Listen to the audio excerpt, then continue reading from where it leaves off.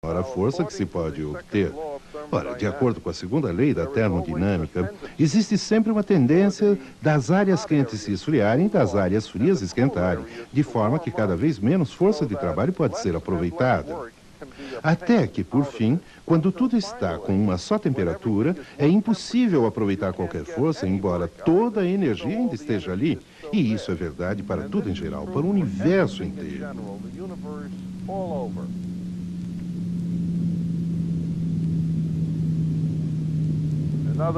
Em outras palavras, a água corre para baixo e não para cima. A água procura seu nível, não se separa. As coisas se tornam desordenadas. Existe o termo entropia, que melhor se define com certas expressões matemáticas. E é assim que os físicos teóricos o definem. Mas se esquecermos a matemática, a entropia é uma medida do nível da desordem do universo. Quanto maior a desordem, tanto maior a entropia. Ela é uma medida das coisas procurando seu nível em todo o universo. Quanto mais as coisas do universo vão se equilibrando, tanto maior a entropia. Eventualmente, no decorrer do tempo, se o universo durar até lá, parece mesmo que a entropia alcança seu máximo. Tudo se equilibra, tudo fica completamente desordenado e depois disso não pode existir mudança, nem trabalho nenhum, nada. É um tipo de morte.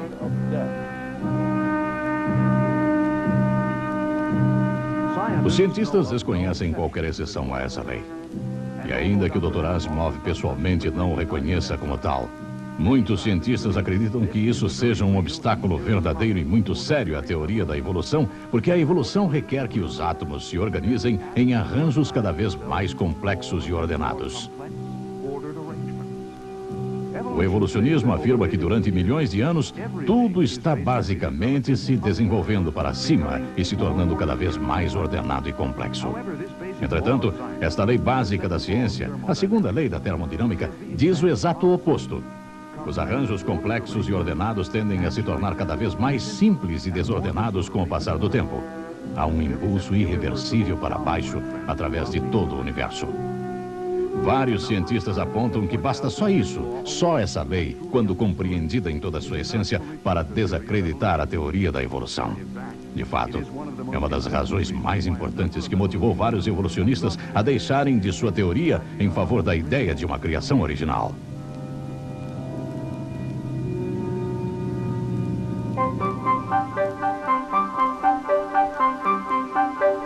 Para explicar somente a origem do nosso sistema solar, pelo menos 23 diferentes teorias existem.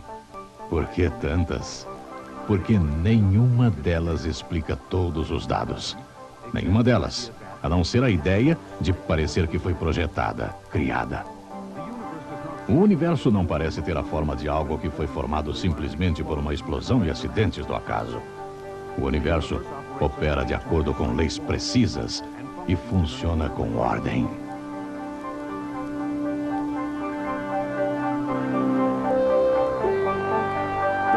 Quanto mais nós o exploramos, mais encontramos ordem nos movimentos e sistemas. Será que tudo isso aconteceu por acaso?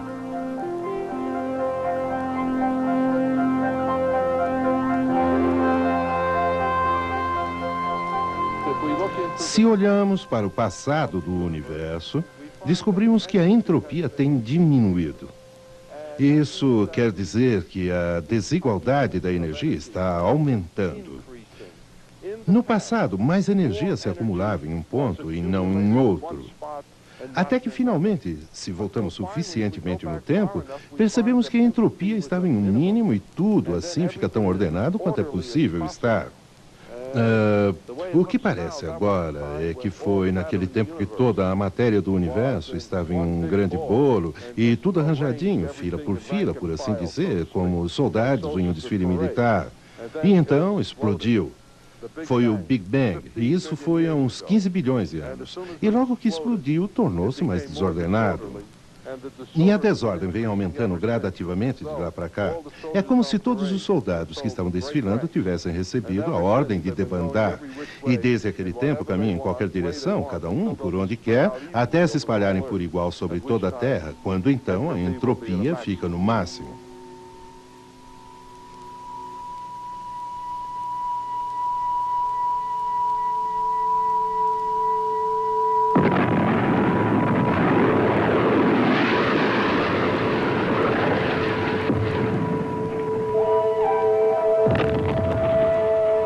Será que um Big Bang consegue ser a explicação verdadeira de um universo tão complicado e altamente organizado como esse que conhecemos?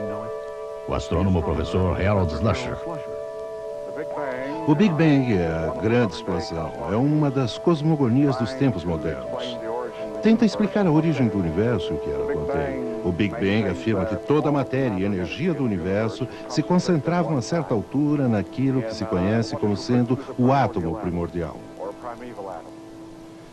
O tamanho desse átomo varia conforme as opiniões dos diferentes astrônomos. Uns diziam que era infinito em seu tamanho e outros que era, ou que tinha, mais ou menos, o diâmetro do sistema solar. Hoje, os pontos de vista seriam mais do átomo primordial ser do tamanho de um elétron ou menor. Essas pessoas afirmam que toda a matéria e energia se concentravam em um objeto menor, digamos, do que a cabeça de um alfinete, e que esse objeto ficou ali no espaço por quem sabe quanto tempo e de repente desenvolveu uma instabilidade interna e a coisa explodiu. E de alguma forma saíram de dentro dela galáxias e aglomerados de galáxias e estrelas e pelo menos um sistema planetário.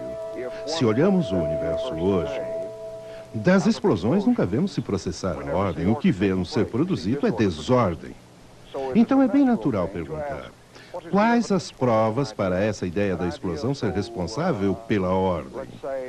Uma ideia tão diferente de qualquer coisa que podemos ver hoje, uma coisa que não parece seguir um modelo lógico normal de nada que tenhamos hoje.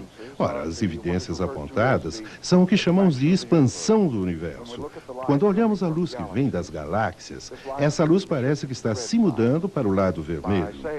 Dizendo que está mudando para o lado vermelho, eu quero dizer que se um objeto está se distanciando de nós, de quem o observa, parece que aquelas ondas de luz ficam esticadas, e à medida que se esticam, a luz vai mudando para o lado longo do espectro e a luz parece ser vermelha. Acredita-se ser isso um efeito causado pelo movimento de um objeto para mais longe do observador. Por falar nisso, se um objeto, uma estrela ou uma galáxia estivesse se aproximando de quem o observa, a luz mudaria para o lado azul do espectro, mas quando a pessoa olha para as galáxias, a luz parece passar para o lado vermelho em praticamente todas as galáxias. E pode ir lembrando que algumas das galáxias têm mudanças para o azul. Ninguém jamais explicou por que com base no universo em expansão, mas a maioria das galáxias tem mudanças para o vermelho. Isso é tomado como prova de um universo em expansão. Existe uma variedade de outras explicações científicas reconhecidas como possíveis para o fato da mudança para vermelho que não exigem falar em explosão nem expansão do universo. Por exemplo, como Einstein previu, a luz pode ficar avermelhada por causa da gravidade, aquela força de atração entre toda a matéria do universo. Além disso, há muitas razões para pôr em dúvida seriamente o universo ter sido formado com uma grande explosão. Aqui na Terra, em toda a nossa experiência, nunca observamos explosões que produzissem arranjos ordenados. Estou certo que você consideraria o caso absolutamente incrível, fantástico e fictício se eu lhe dissesse que tinha visto uma dessas montanhas explodir e que da explosão eu tinha visto as rochas e o pó e os gases se baixarem para formar uma cidade, digamos uma cidade de pedra, na qual você teria bem mais ordem e complexidade e informações do que existiram naquela montanha de pedra. Parece-me praticamente impossível obter-se o universo real que vemos aí à nossa volta, não uma coisa imaginária, mas um universo visível, bem complexo, cheio de informações, a partir de uma grande explosão, um Big Bang. Só me parece possível obtermos um universo complexo que tem informações quando a matéria e a energia são criadas, visto que não vai surgir espontaneamente do nada, mas ser criado e depois a ordem ser colocada em seu sistema e a complexidade ser colocada no sistema e nas informações a partir de fora.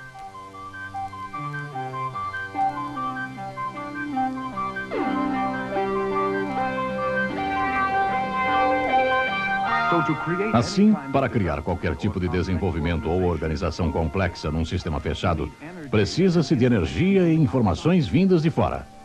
Os evolucionistas afirmam que nossa Terra não é um sistema fechado de modo algum, que ela está aberta à energia do Sol e que a energia dos raios solares, por exemplo, criou a vida no nosso lindo planeta. Mas será que basta a energia, mesmo quando se tem um sistema aberto? Há numerosos problemas no explicar a teoria da evolução, particularmente do ponto de vista da termodinâmica. As leis da termodinâmica são três.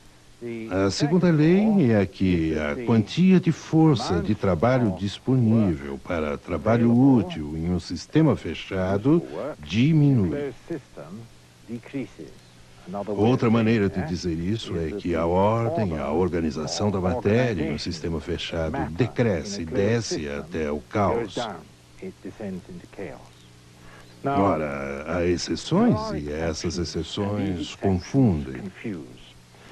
Se pegamos como exemplo uma coisa morta, digamos um pau que antes estava crescendo e usando a energia do Sol para aumentar a sua ordenação, mas agora está morta. Se exponho esse pau à luz do Sol no sistema aberto, esse pau esquenta. Para dizer a verdade, está bem quente agora, porque o Sol está forte. Isso significa que sua organização está diminuindo, sua entropia está crescendo. Isso no sistema aberto. Por que sua organização não aumenta? Deveria, de acordo com os postulados do evolucionismo. Se eu pego, por outro lado, não um pau morto, mas uma coisa que está viva, como esta orquídea bonitinha aqui, essa orquídea malhada, essa orquídea está absorvendo a energia do Sol do mesmo modo que o pau está absorvendo a energia do Sol. Mas a energia que cai nela, do Sol pelas reações, está sendo usada para aumentar a ordem e crescer. A clorofila faz isso. Mas se eu mato essa orquídea, se eu apanho a flor e a deixo morrer, a energia do Sol cairia nela e ela ficaria mais quente e, portanto, mais desorganizada. Qual a diferença entre o pau que está morto e a orquídea que está viva? A diferença é que a orquídea tem o que a ciência chama de teleonomia ativa nela. É uma máquina que está capturando a energia para aumentar a organização. Esta máquina está morta e não está capturando energia para reduzir a desordem e aumentar a ordem. Aí está a diferença. De onde vem a teleonomia? A teleonomia, o princípio da ordenação, não reside na própria matéria, mas reside na vida. Onde há vida, há a teleonomia. E então, a energia solar pode ser recebida e fazer a coisa crescer. Isto é, aumenta sua organização. Eu, como cientista, devo, portanto, postular uma fonte de informações para suprir a teleonomia ou o know-how. Eu não encontro isso no universo. E presumo, portanto, que seja transcendente a esse universo. E eu mesmo creio num Deus vivo que fez isso. Creio que este Deus que supriu essas informações revelou-se em forma de homem para que o homem pudesse entender. Somos feitos para compreender, somos Homo sapiens. E se Deus nos fez para entender, eu quero entender e eu quero entender Deus. Mas só posso fazer isso se Ele desce a minha frequência de onda, que é a frequência humana. E então eu creio que Deus se revelou na forma de Cristo e que nós podemos servi-lo e conhecê-lo em nossos corações como fonte do Logos de toda a informação necessária à feitura do universo e da própria vida. Life itself.